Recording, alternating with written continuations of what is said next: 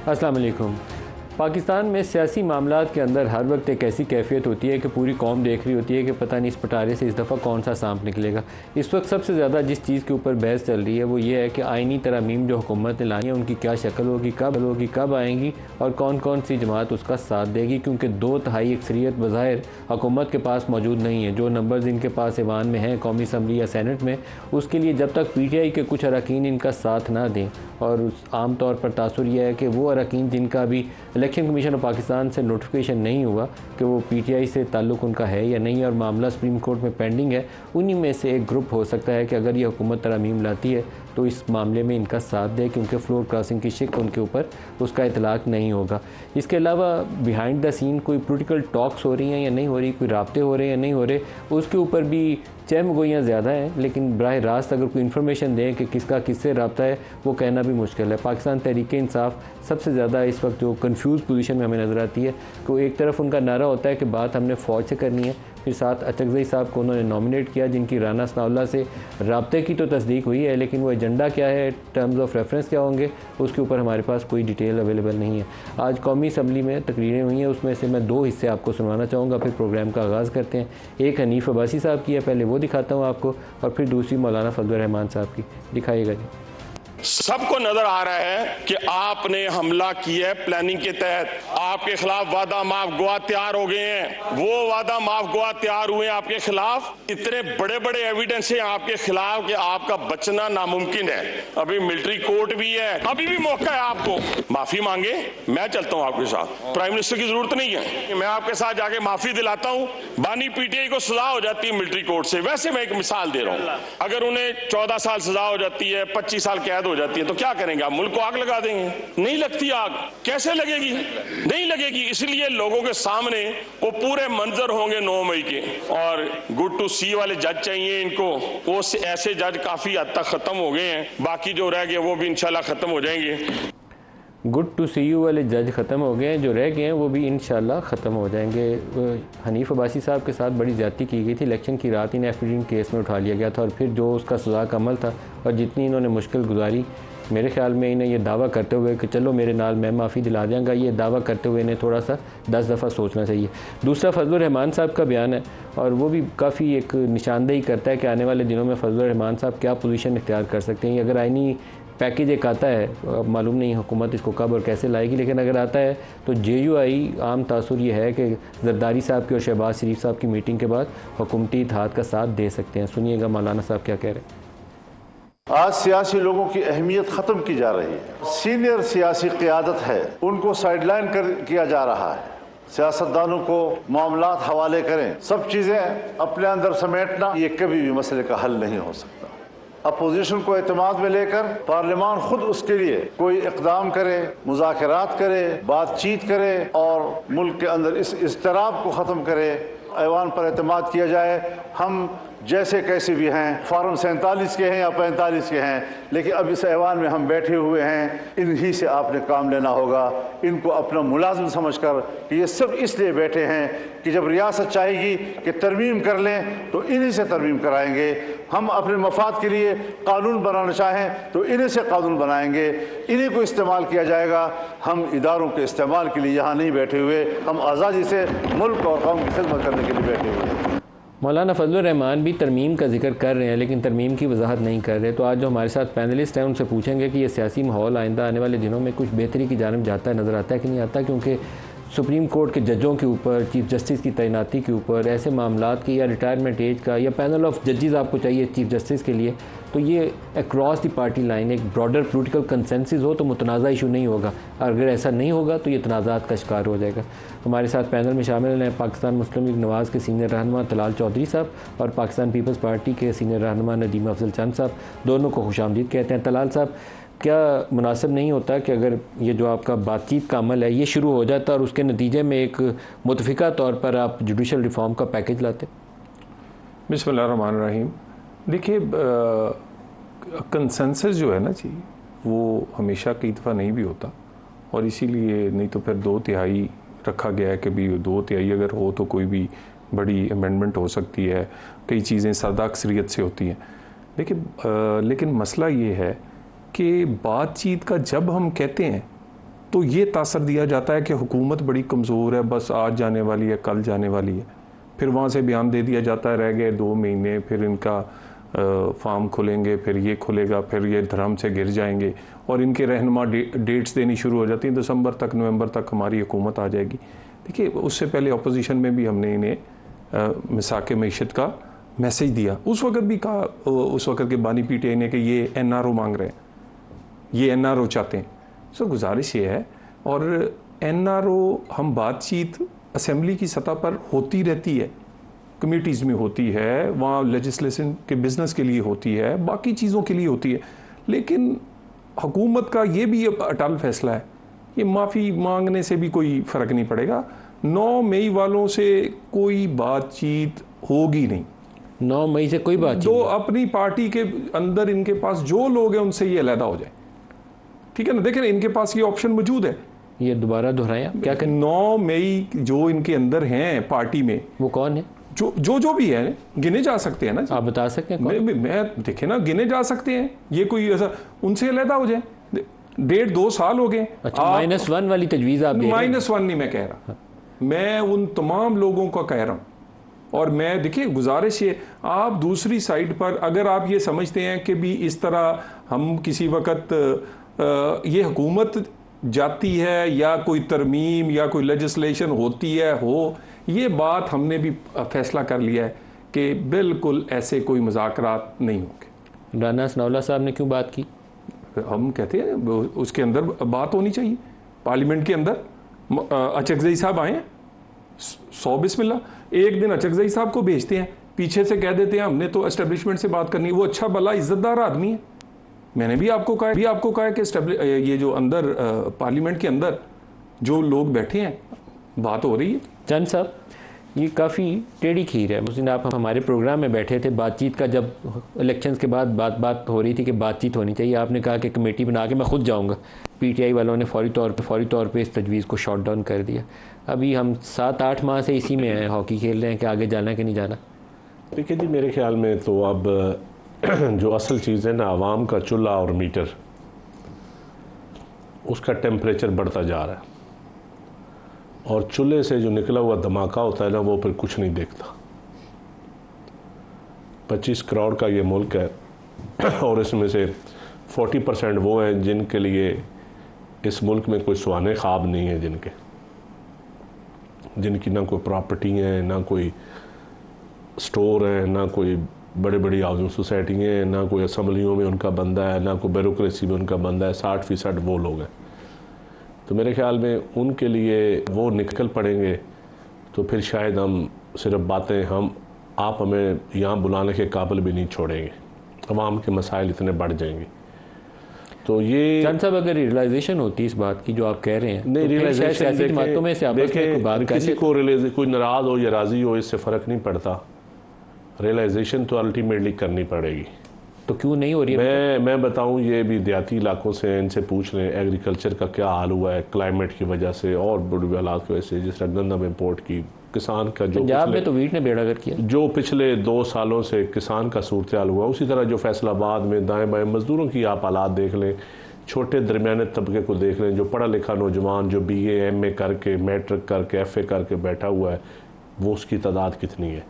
अब इन हालात में लोग देख रहे हैं सियासतदानों की तरफ देख रहे हैं। वोट उन्होंने जिस तरह भी दिए हैं नहीं दिए हैं, सियासतदानों को दिए हैं। अब सियासतदानों के हम ये कहते रहें, 9 मई भी कहते रहें, लड़ाइयाँ भी लड़ते रहें, पार्लियामान के अंदर बैठे रहें, लेकिन मैं ओथ भी उठा लूँ असम्बली का, मैं मिनिस्टर भी बन जाऊँ, मैं बड़े बड़े ओहदे भी ले लूँ, मैं बड़ी बड़ी गाड़ियाँ भी लूँ, उसके लिए तो मैं पार्लियामान के एक छत के तले हम बैठने के लिए तैयार है। अवाम के लिए हम एक टेबल पे बैठने के लिए तैयार ना हो, ये अवाम देख रहे हैं। लेकिन तलाल साहब ने तो अभी लकीर खींच दी है, उन्होंने कहा 9 मई वालों से कोई बात ही नहीं होगी, चाहे माफी भी मांगे। पहले दिन से यही है नून लीग का, उनके कोई मौक़ों में तब्दीली नहीं आई। लेकिन मैं समझता हूँ कि चीज़ों को आगे लेके चलना पड़ेगा। और मुज़ाकरात, अभी जो फजल रहमान साहब ने स्पीच की है, कल अख्तर मेंगल साहब के इस्तीफ़े के बाद आप सूरत हाल देखें ना, छोटे सूबों में क्या एक तासर जा रहा है। और इसी तरह मैं समझता हूँ कि अच्छा किया जरदारी साहब ने फजल रहमान साहब की तरफ गए, मियां शहबाज शरीफ साहब गए, तो और राना सनाउल्लाह साहब मुज़ाकरात की तरफ जा रहे हैं। माहौल बनता जा रहा है, लेकिन मैं कहता हूँ लेट हो रहा है। अभी अगर जो समिट आ रही है उससे पहले मैं समझता हूँ मैं पॉलिटिकल स्टेबिलिटी की ज़रूरत है। समिट कौन सी आ रही? जो पाकिस्तान में होने जा रही है, इंटरनेशनल समिट को आ रही है इस खित्ते के अंदर, शंघाई कोऑपरेशन ऑर्गेनाइजेशन का इजलास है। अच्छा, मिड अक्टूबर में चाइनीज। तो उससे पहले मैं समझता हूँ कि हमें एक पॉलिटिकल माहौल बनाना चाहिए ऐसा कि जिसमें तमाम पॉलिटिकल फोर्सेस और इस मुल्क का यकीनन एक अच्छा नाम निकले। तो उसके लिए सब की जिम्मेदारी है, किसी एक जमात की नहीं है। मैं कहूँ कि सिर्फ PTI की जिम्मेदारी है नहीं, हुकूमत हमेशा लीडिंग रोल लेती है। लेकिन मैं आज जो हनीफ अब्बासी साहब की मैंने तकरीर सुनी है, वो खुद विक्टिम रहे हैं सिस्टम के, इस निज़ाम अदल लेकिन के। गिरात उठा लिए गए थे। तो मैं समझता हूँ उन्होंने उनकी तकरीर पे मुझे तो थोड़ा सा एतराज़ है। उनको ये बात नहीं करनी चाहिए कि आए मैं आपके साथ चलता हूँ। माफ़ी पार्लियामान के अंदर बैठ के डायलॉग की बात ज़रूर करें। माफ़ी वो हमें किसी की सिफारिश पे या सिस्टम के तहत ही को माफ़ी मांगे ना, सिस्टम से ही माफ़ी मांगे जाए, आइन से माफ़ी मांगी जाए, इस मुल्क के आइन से माफ़ी। इसी निज़ाम के अंदर रहते हुए तलाल चौधरी को वो PCO के बुत बैठे हुए हैं 5 साल नहल कर दिया ना, कर दिया। तो वो कोई पूछने वाला नहीं था। वो हाशमी साहब को इन्हीं की जमात से उनको भी तो उस वक्त रगड़ा इनको लगाना था। तो आज अगर तलाल चौधरी अपनी कुर्बानियों को भूल कर आप ये कहे कि जो भी छोटी मोटी बात करे उसको 5 साल की डिस्क्वालीफाई कर दो, सिलेक्टेड जस्टिस, किसने अप्रिशिएट किया था साकिब निसार के इस फेल को? आज भी कोई नहीं कर रहा था। आज भी कोई नहीं कर रहा। तो ये तारीख में कुछ चीज़ें लिखी जाती हैं। तलाल साहब, कोई हमें रास्ता बनाना पड़ेगा इस मुल्क की खातिर। ये नहीं कि सियासत 9 मई वाली सही थी, बिल्कुल सही नहीं थी, गलत थी, लेकिन उसमें फंसे रहेंगे तो नीचे डूबते जाएंगे। देखिए अपना मलिक साहब, मुझे ये बताएं कि बातचीत जब भी कोई आगाज़ करने के लिए कोई एफर्ट होती है तो उसको जोड़ दिया जाता है कि बस ये बड़े कमज़ोर हो गए, ये इन्हें कोई भीख चाहिए। यानी जब हम अपोजिशन में थे उस वक्त तो हम कुछ नहीं, सोए मसाके मैशत की बात 2 दफ़ा फ्लोर ऑफ द हाउस की और मजाक उड़ाया गया बाकायदा। गुजारिश ये है, देखिए बातचीत बिल्कुल, और अभी कोई बात शुरू नहीं होती साथ ही कह देते हैं इनके पास तो देने को है ही कुछ नहीं, हम बात करेंगे उनसे करेंगे। फिर उसके बाद खान साहब की जो बातचीत है, आपके जो रिपोर्टर्स हैं कोर्ट कवर करते हैं, ज़रा उनका लहजा और उनकी वो सारी चीज़ों का अंदाज़ा लगा लें। वो आज भी बोले, ठीक है। उसके बाद आप मुझे बताएं, हम बातचीत करें, आप ख़त लिख दें IMF को, हम बातचीत करें, आप कहें जी इंटरनल सिक्योरिटी की सूरत हाल पर अगर अपेक्स कमेटी का इजलास है तो मेरा वज़ीर आला नहीं आएगा। हम बातचीत करें, आपके हम फैसला हो पूरे टेबल पे बैठ के पाकिस्तान के लिए कि सिक्योरिटी की सूरत हाल के लिए फलां काम किया जाए, कल के कहने नहीं जी। देखिए ये तो आप बातचीत बिल्कुल ठीक कह रहे हैं, होनी चाहिए, लेकिन कोई रीजनेबल बंदा भी आगे हो ना, कोई नॉर्मल आदमी हो, कोई स्टेबल आदमी आगे हो। लेकिन आपने जो शर्त आयद की है वो बड़ी मुतनाज़ा शर्त है। आप कहते हैं 9 मई वाले अंदर से निकाल दें, तो फिर तो आप माइनस इमरान को कर रहे हैं, बाकियों से बातचीत कर लेंगे। इमरान को, अगर इमरान ने 9 मई किया है, पार्टी हेड तो वही था ना, इमरान तो उसी पे आएगा, वो उसी के ऊपर है, किया है ना, तो फिर इमरान खान तो सजा नहीं होनी चाहिए। यानी आप मेरे जैसे और इन जैसे लोगों को इनका वजीर आजम हो तो लटका दें 109 में, वो 9 मई भी करे तो आपके नहीं जी क्योंकि बड़ा हैंडसम है, बड़ा पॉपुलर है, इसको सजा नहीं देनी। आप सजा के हक में इमरान को? अगर किया है भाई होनी चाहिए, किए की सजा होनी चाहिए। यानी दाढ़ी रखे हुए बंदा आए और वो आके हमला कर दे मियाँ वाली एयरबेस पे, वो दहशतगर्द है, वो मदरसे का पड़ा हुआ है। मेरी तरह कोई जीन्स टी-शर्ट पहना हो, फॉरेन क्वालिफाइड हो, जैसे गले में उसने PTI का झंडा पहना हो, वो जाके मियाँ वाली एयरबेस की दरो दीवार हिला दे, नहीं जी इनकलाबी है ये तो। अब दो, और हमारे यही हमारा मसला है कि जी डबल स्टैंडर्ड्स। चंद साहब, इमरान को सजा मिलनी चाहिए 9 मई की? देखिए जी, अदल होना चाहिए, अदल के तहत किसी को सज़ा मिलती है तो कोई इतराज़ नहीं होगा। अदल के बगैर किसी को भी सज़ा मिलती है तो वो काबिल एतराज़ बात है। इमरान का केस मिलिट्री कोर्ट में चले तो काबिल कबूल होगा? मैं समझता हूँ कि जी अदल जो मैंने लफ्ज़ बोला है ना, सिविलियन का इससे पहले कभी मिलिट्री में हुआ नहीं है, बहुत कम होता है। पीओ पार्टी के हुए हैं और किसी के तो हुए नहीं है।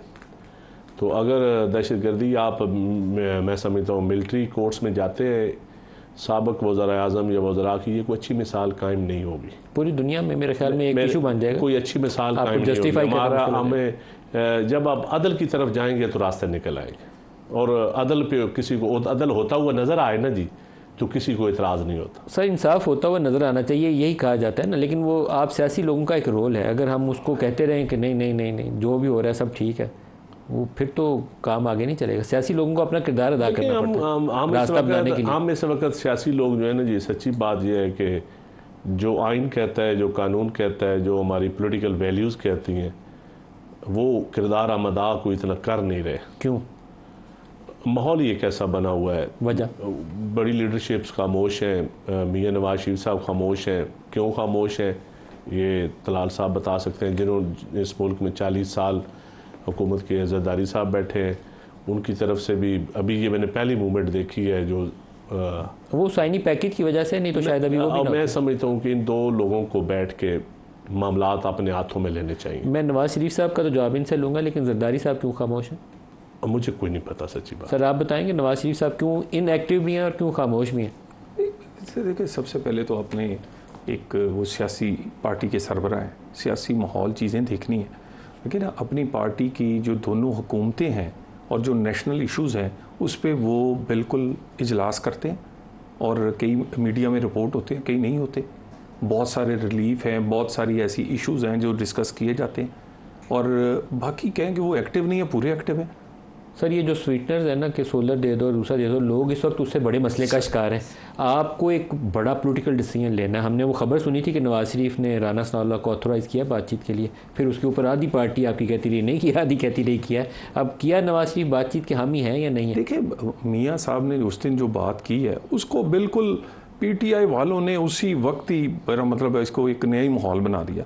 देखिए, बातचीत मैं आपको दोबारा कह रहा हूँ कि बिल्कुल क्लियर स्टांस है, 9 मई वाली किसी से बात नहीं होगी।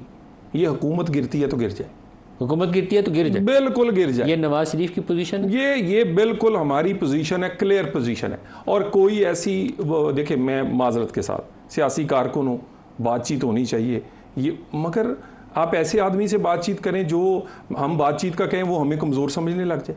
नवाज शरीफ इमरान खान से बातचीत के हक में नहीं। देखिए, ऐसा वो अगर बातचीत, मैंने कहा floor of the house, floor में तो आएगा नहीं। नहीं, शहबाज साहब ने floor of the house opposition leader के तौर पे कहा, मिसाके में शेता, उसने कहा एनआरओ मांग रहा है। ऐसे आदमी से बात करें।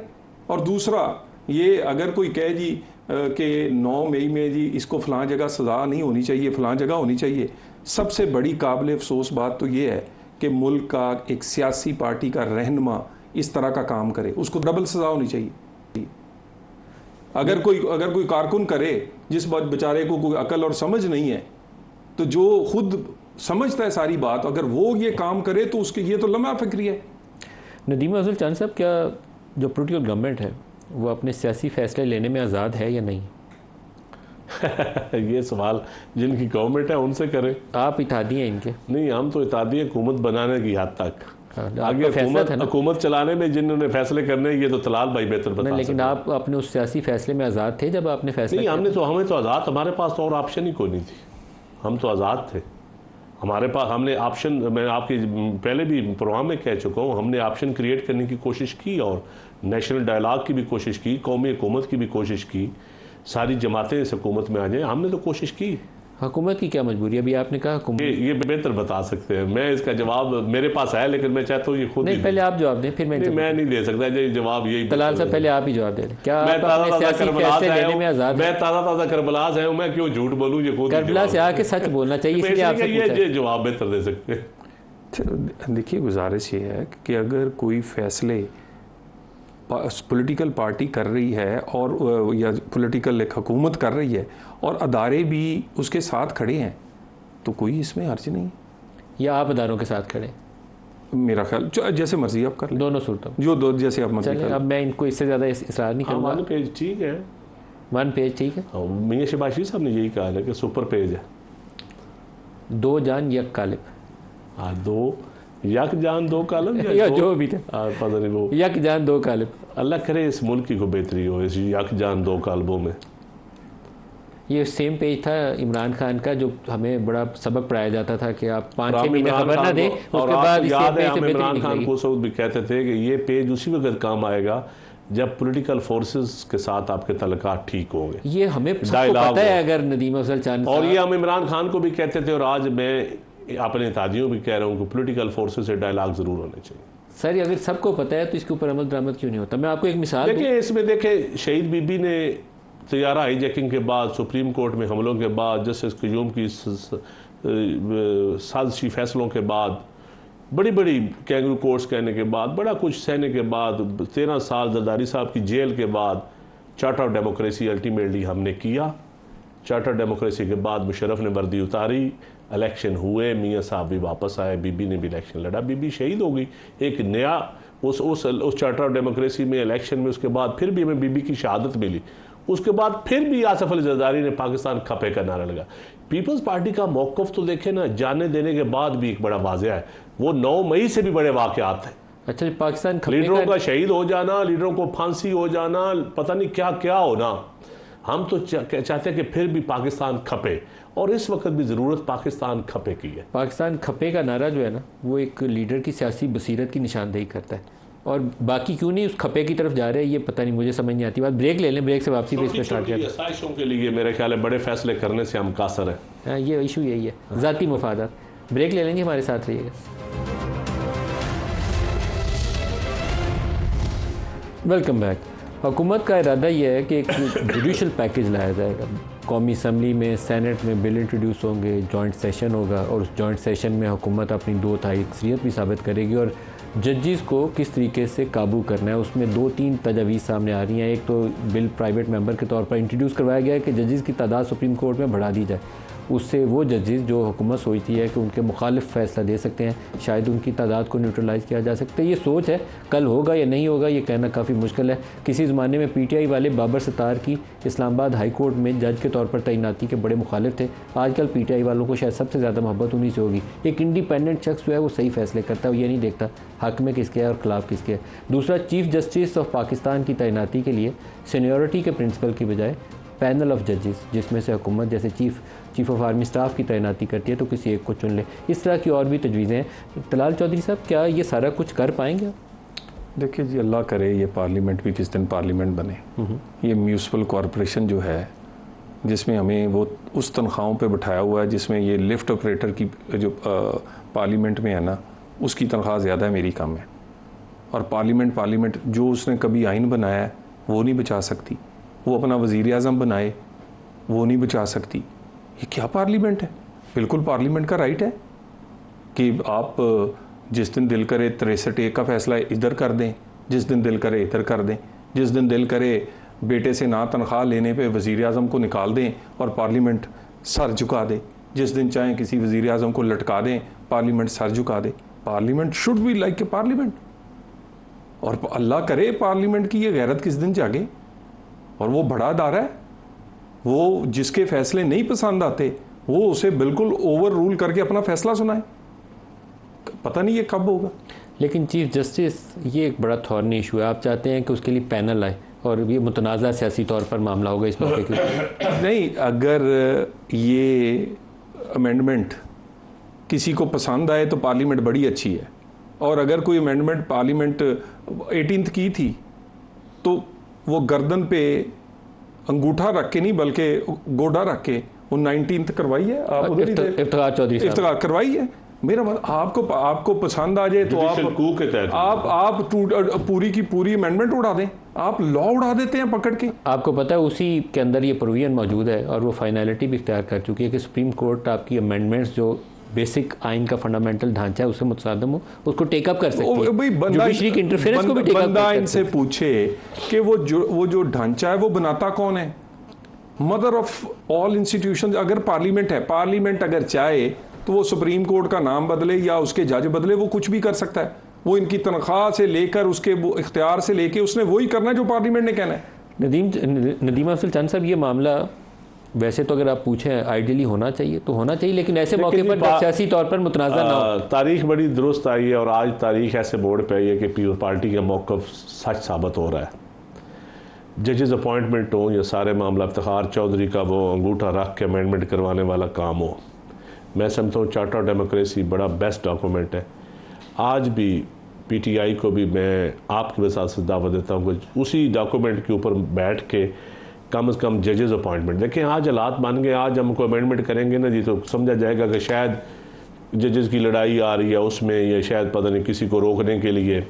लेकिन हमारी तो पुरानी ये डिमांड है, और मैं समझता हूँ कि जो सूबों के चीफ भी लगते हैं, ये मुतलका लाहौर हाई कोर्ट का चीफ जस्टिस नहीं होना चाहिए, वो बलूचिस्तान का हो, बलूचिस्तान वाला लाहौर का हो, ताकि चैम्बर से जजेस भी ना आ सकें।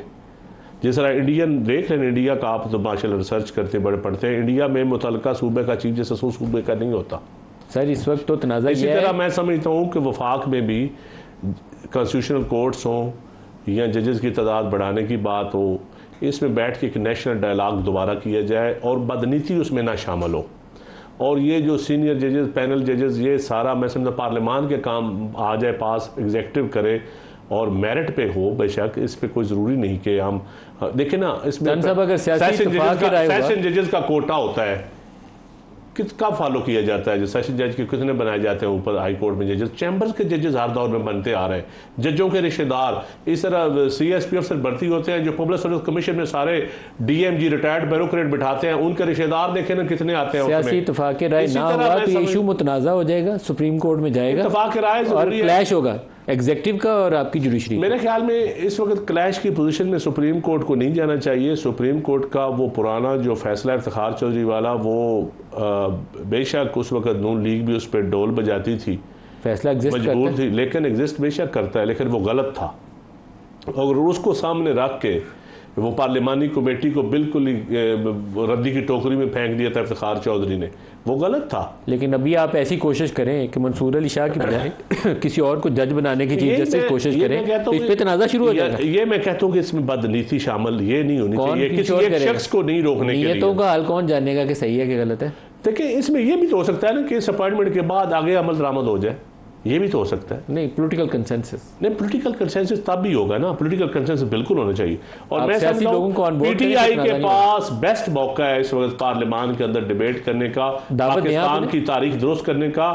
देखिए निज़ाम अदल ठीक होगा, एग्जीक्यूटिव भी ठीक होगी, मीडिया भी ठीक होगा, सारे ब्यूरोक्रेसी भी, हर चीज़ ठीक हो जाएगी।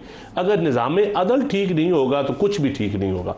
और निज़ाम अदल तब भी ठीक हो सकता है जब काजी चुनने के लिए आप बड़ा ट्रांसपेरेंट तरीका और एक आइडियल सा माहौल बनाएं। बैरिस्टर सैफ साहब हमारे साथ हैं, तर्जमान KP गवर्नमेंट। बैरिस्टर सैफ साहब बहुत शुक्रिया, आप हमें ज्वाइन कर रहे हैं। हम सुप्रीम कोर्ट में जो हुकूमत सोच रही है कि जजेस का एक पैनल हो जिसमें से चीफ जस्टिस ऑफ पाकिस्तान की तैनाती की जाए, या इसी तरह की और रिफॉर्म के ऊपर वो गौर कर रहे हैं। पहले तो मैं आपका मौक़िफ़ जान लूँ, क्या जजेस की तादाद को जो सुप्रीम कोर्ट में उसमें इजाफा होना चाहिए?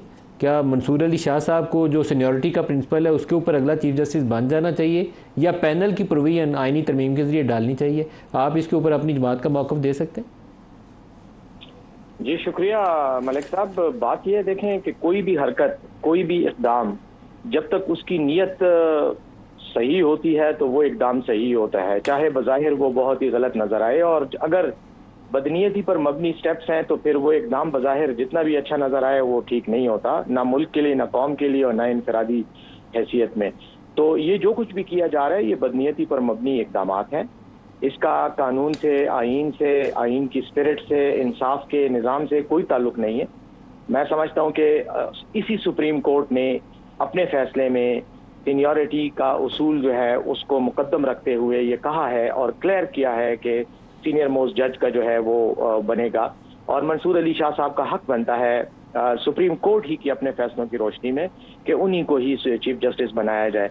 लेकिन जहां पर नीयत में फतूर हो तो वहां पर फिर ये आईनी इक़दामात और आइन की तब्दीली और कानून साजी और जिस तरीक़ेकार से, जिस तेज़ी से, जिस बुलडोज करने वाले तरीक़े के तहत ये जजेस की तादाद बढ़ाने की कोशिश की जा रही है तो ये गलत है। अलबत्ता ये मैं ज़रूर कहना चाहूँगा कि यस, सुप्रीम कोर्ट की जो कंपोजिशन है वो मुकम्मल होनी चाहिए, लेकिन सुप्रीम कोर्ट के साथ साथ अदालतों का जो हाई कोर्ट्स हैं उनकी भी होनी चाहिए और लोअर जुडिशरी में भी जजेस की तादाद बढ़ानी चाहिए। क्योंकि अगर मकसद जैसा कि बज़ाहिर बयान किया जा रहा है कि केसेस का बैकलॉग है, केसेस निपटाने हैं, इंसाफ करना है, तो इंसाफ का मसला तो नीचे अदालतों से है। सुप्रीम कोर्ट में तो वो मसला इतना बड़ा नहीं है। आप नीचे से स्टार्ट लें, आप वहीं पे फिल्टर करें, जो जो जो इंसाफ के तकाजे उनको पूरा करें, हाई कोर्ट लेवल पे एक फिल्टर लगाएं, तो शायद सुप्रीम कोर्ट के पास इतना काम ही ना है, ना इतने पेंडिंग हो। अच्छा बेसिर साहब, एक और चीज़ के ऊपर आपसे कमेंट ले लूँ, फिर आपसे इजाज़त लूँगा। आज केपी गवर्नर ने, उन्होंने कहा कि इत्माद का वोट लें अली अमीन गंडापुर, क्योंकि इन्होंने अक्सरियत खो दी। आपकी ग्रुपिंग चल रही है, कोई करप्शन के इशू के ऊपर 4 लोग इधर खड़े हैं, कुछ 4 लोग उधर खड़े हैं। इधर एक इस्लामाबाद की अदालत ने उनके वारंट गिरफ्तारी जारी कर दी है। तो क्या अली अमीन गंडापुर अब अक्सरियत की हिमायत उन्हें हासिल नहीं? अली अमीन गंडापुर साहब को अक्सरियत की ही हिमायत हासिल नहीं है, बल्कि 3/4 अक्सरियत की हिमायत हासिल है। सूबाई असम्बली में अपोजिशन का हाल यह है कि अपोजिशन की तमाम पार्टियां मिलकर इतनी भी तादाद नहीं रखती कि वो सूबाई असम्बली का इजलास ही बुलवा सकें। तो एतमाद का वोट लेने वाली गवर्नर साहब की बात जो है ये बिल्कुल मज़ा का खेज है। वो ले भी लेंगे जब ज़रूरत पड़ेगी, लेकिन ना तो इस वक्त ज़रूरत है, ना ही उसकी कोई रिक्वायरमेंट है, ना ही कोई लीगल और ना ही कोई पॉलिटिकल। बात यह है कि गवर्नर साहब का प्रॉब्लम यह है कि उनके पास करने को कुछ है नहीं, ना कोई विजन है। तो वो सारा दिन मीडिया पे बैठ के इस तरह के बयानात देकर अपने आप को मीडिया में इन रखना चाहते हैं और रेलेवेंट रखना चाहते हैं। जहां तक आपके दूसरे सवाल का ताल्लुक है ये वारंट वगैरह की बात, तो देखिए बिल्कुल मलिक साहब, आपको शायद 8 सितंबर तक ऐसे कई और भी वारंट भी सुनने को मिलेंगे, ऐसे कई इक़दाम भी होंगे, क्योंकि डर और खौफ जो इस वक्त इस्लामाबाद में छाया हुआ है वो इसीलिए है कि 8 सितंबर को पीटीआई ने जलसे का ऐलान किया और अली अमीन साहब उसमें एक लीड रोल प्ले कर रहे हैं।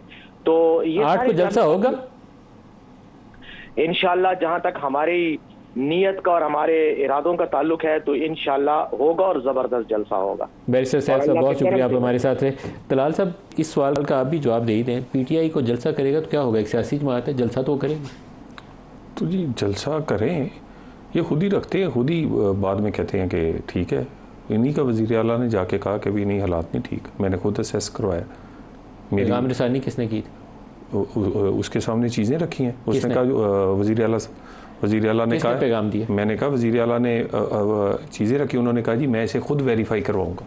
उन्होंने अपनी जो उनके नीचे अदारे हैं उनसे वेरीफाई करवाने के बाद फैसला किया कि ये जलसा जो नहीं होना चाहिए। क्या ये बात दुरुस्त नहीं है कि उस दिन पैगाम रसानी आपकी हुकूमत ने और इस्टेब्लिशमेंट दोनों ने की? भाई हमारी हुकूमत के साथ जब हुकूमत आ गई तो इस्टेब्लिशमेंट तो उसके पीछे ही खड़ी है ना। तो दोनों पैगाम रसानी करने के बाद फिर तो जिम्मेदारी उठाए ना? नहीं, क्यों जिम्मेदारी उठाई थी? ये दूसरी बात। जो बाकी रही बात के जलसा, लेकिन जलसा करना मकसद हो जी कि भी यहाँ कोई एक नया इंतशार का कोई प्लान किया जाए और उसके अलावा तो हुकूमत को कोई और मसला नहीं है ना। जो आप रूल्स एंड रेगुलेशंस हैं, यानी आपने जलसा करना है तो आप कहते हैं जी मैंने डी चौक ही जाके करना है। आप आते हैं, पूरे इस्लामाबाद को आग लगाते हैं, सुप्रीम कोर्ट के हुक्म पे वहाँ तक पहुँचते हैं, उसका हुक्म हवा में उड़ाते हैं, कोई नहीं पूछता। 8 को जलसा करने देंगे कि नहीं करने देंगे? 8 को जो तरीकाकार है उसके मुताबिक वो जलसा अप्लाई करें, इंतजामिया फैसला कर दे। अप्लाई और जगह तो हो चुकी है, बस वो इंतजामिया तो आपने कैंसिल करनी है। नहीं, इंतजामिया ये खुद ना कर लें, ये खुद भी घर में इनके बड़े मसाइल हैं। और दूसरा एक मैं बात कहना चाह रहा हूँ, KPK ने 10 जजेस हाई कोर्ट के कहा कि ज़्यादा करें, क्योंकि हमारे केसेस ज़्यादा पेंडिंग है। और KPK की आबादी बढ़ गई है, पाकिस्तान की भी आबादी बढ़ गई है, पाकिस्तान के भी यहाँ भी बड़े केसेस हैं। तो आर्गूमेंट जो हैं वो मेरा ख्याल है फॉर एंड अगेंस्ट दोनों हैं। नहीं, फॉर एंड अगेंस्ट नहीं। देखिए बात मसला पता क्या मसला है कि इस पार्लियामेंट को पार्लियामेंट बना लें, बस। पार्लियामेंट जो चाहे फैसला कर सकती है, अगर 2/3 होगी तो कर लेगी, नहीं होगी तो नहीं करेगी। नदीम अफजल चंद साहब, जो पॉलिटिकल डायलॉग का एक और अच्छा फोरम होता है वो पार्लियामेंट्री कमेटीज़ है। पार्लियामेंट्री कमेटीज़ के अंदर आप दावत दिए बगैर भी PTI के बंदे बैठे होते हैं, आप आज डिबेट करें, कंसेंसस इवॉल्व करें और आगे ले आए। कोई मुश्किल काम नहीं है, पार्लियामेंट्री फॉर्म ऑफ गवर्नमेंट में है ही। PTI को बिल्कुल बैठ के अपनी कमेटी सिस्टम के अंदर बड़ा पार्टिसिपेट करते भी हैं, वो करना चाहिए। जुडिशियल रिफॉर्म का पैकेज पूरा वहाँ डिस्कस कर सकते हैं, वहाँ डिस्कस करना चाहिए, बिल्कुल करना। तो अगर खुफिया तरीके से छुपा के हम रखें, वहाँ जाके नाजल होगा तो फिर तो कुछ ना कुछ धमाका ही होगा। जब पार्लियामान में आएगा, जब टेबल होगा तो वो यकीनन कमेटीज़ के अंदर जाएगा। कमेटी की वो बाइंडिंग होती है, कमेटीज़ के अंदर ज़रूर जाएगा और कमेटी के अंदर डिबेट्स होंगी, ऐसे नहीं होगा। सर ये कौमी असम्बली और सेनेट से होता हुआ जब जॉइंट सेशन में जाएगा ना, फिर कमेटीज़ में नहीं जाता, जॉइंट सेशन उसके ऊपर सिर्फ मोहर लगाएगा। सर नहीं, मैं समझता हूँ फिर भी कमेटीज़ के अंदर जाना चाहिए और जाएगा भी और जाना भी चाहिए। तरीका बड़ी अमेंडमेंट देखें, 19 अमेंडमेंट की तरह ना होना, वो तो आपको जोर ज़बरदस्ती तो वो बिल जबर करवाई गई। वो तो अगर उस वक्त हुकूमत खड़ी हो जाती तो शायद आपकी ज़िंदगी आसान होती। चौधरी की सोच रखने वाले लोगों ने इस मुल्क के साथ एक खिलवाड़ किया ना, वो तो एक तारीख में एक लिखी हुई चीज़ है। सर 2-3 अदवार की मिसाल ले लें मोटी मोटी। मैं आप दोनों के सामने एक सवाल रखूँगा, शायद आप सियासी लोग हैं, किसी हद तक ही जवाब दे पाएंगे। इफ्तिखार चौधरी के ज़रिए पाकिस्तान पीपल्स पार्टी की कमर तोड़ने के लिए सब कुछ किया गया। फिर साकिब निसार आए, उन्होंने नून लीग की कमर तोड़ने के लिए सब कुछ किया। 4 साल इस्टेब्लिशमेंट चोर डाकू का भाषण देती थी, अब वही इस्टेब्लिशमेंट इंतशारी टोले का भाषण देती है। तो आप लोगों के लिए कुछ सीखने का कोई मौका नहीं है इसमें से? देखिए, पीपल्स पार्टी तो हर दौर में विक्टिम रही है। नहीं आई, सारे लोगों को सीखना चाहिए, विक्टिम रही है। बशमूल पीटीआई। और पीपल्स पार्टी तो आज भी समझती है कि इस मुल्क में अभी नेशनल डायलॉग होना चाहिए। बिल्कुल यहाँ एक ज़रूरत है, नेशनल कंसेंसस की ज़रूरत है।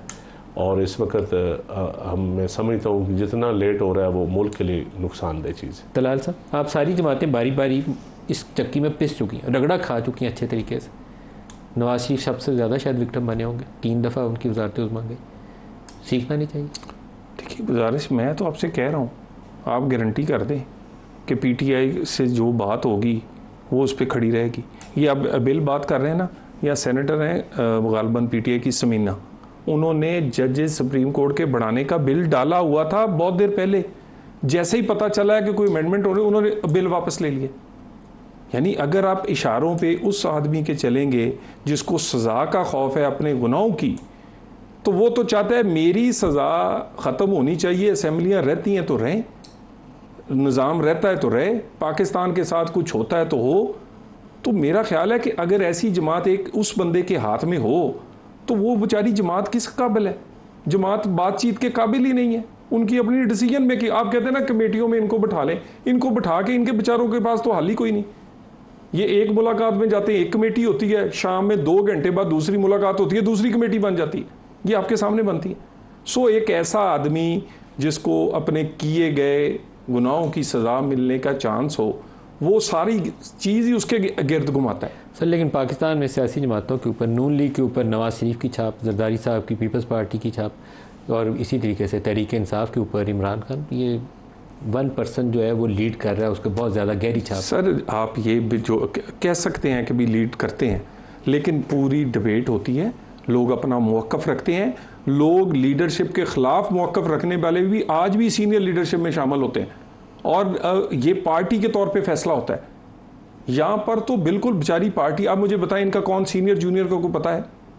अभी तो वो क्राइसिस में, देखो क्राइसिस में जब नहीं थे वो सीनियर, आपने वो सीनियर्स की बातें सुनी थी, और वो किसको प्रमोट करते थे ये भी आपको गुजारिश ये है, वो पार्टी चलाती नहीं है, वो दूसरी पार्टी। क्लोजिंग रिमार्क सर, क्या क्लोजिंग लेना चाहते हैं आप? पॉलिटिकल कंसेंसस के ऊपर ही कोई क्लोजिंग दे दें। देखिए, पॉलिटिकल कंसेंसस मैं समझता हूँ कि पीटीआई इस वक्त उसको पहल करनी चाहिए और हुकूमत को लीडिंग रोल लेना चाहिए। और अचक ज़ई साहब को बड़ा ठीक रोल उन्होंने दिया है। अचक ज़ई साहब को एक बामकसद मुज़ाकरात करने में आप पहल करनी चाहिए, और वो आसफ अली ज़रदारी साहब से और मियाँ साहब से खुद मिले, और यही तरीक़ाकार है। अचक ज़ई साहब और मौलाना फजल रहमान इसमें बेहतर रोल अदा कर सकते हैं। नदीम अफजल चंद साहब और तलाल चौधरी साहब, आप दोनों का बहुत शुक्रिया। आज के लिए इतना इजाज़त दीजिए, अल्लाह हाफ़िज़।